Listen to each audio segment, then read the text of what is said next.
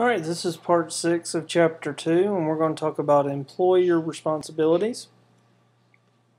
So, the place that you're employed, they cannot guarantee you 100% that you will not be exposed to pathogens or contagious diseases.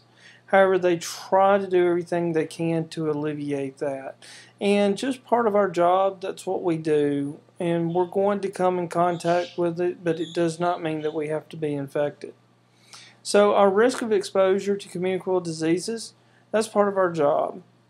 That's why we became EMTs, to help people who are sick or injured.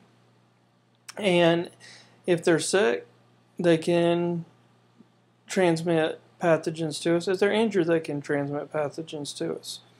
However, knowing that, in reality, our risk for infection is not that high, especially if we utilize the proper body substance isolation practices and utilize the appropriate PPE.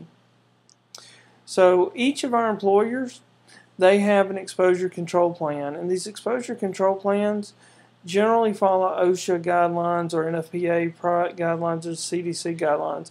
All of them generally work together to form a nice package of information that's going to detail everything you need to do if you were exposed to a pathogen.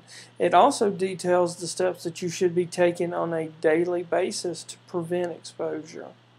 So one of the first things you want to do whenever you start work at a new department is to review and know your infection control plan. So infection control, that should actually be part of your daily routine.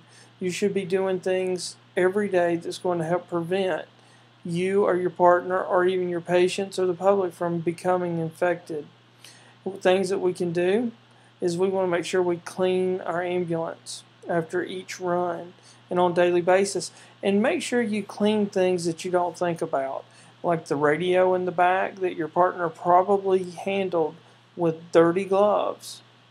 So that radio mic that is being utilized, whenever you touch it with those dirty gloves, it's now exposed, so you want to clean it. The stethoscope needs to be clean. What about the seat that you're sitting in?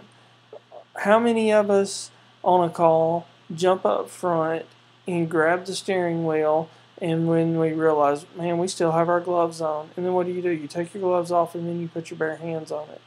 And then probably after that, you eat or something. Well, you got to make sure, number one, you wash your hands and wash them often. But also, wash your steering wheel. Clean your steering wheel down with disinfectant wipes. Clean the front of the rig just like you would the back of the rig. And make sure you get in a habit of continuously cleaning the rig after every call and on a good thorough cleaning on a daily basis. If possible, you should try to take time at the hospital to do this. And when you're at the hospital, you have plenty of resources there. Like if you needed some cleaning material, I'm sure you could go in and borrow some.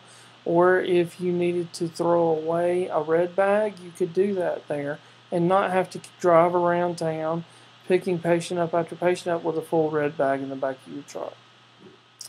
So this concludes this part of the chapter, which is part 6, I believe.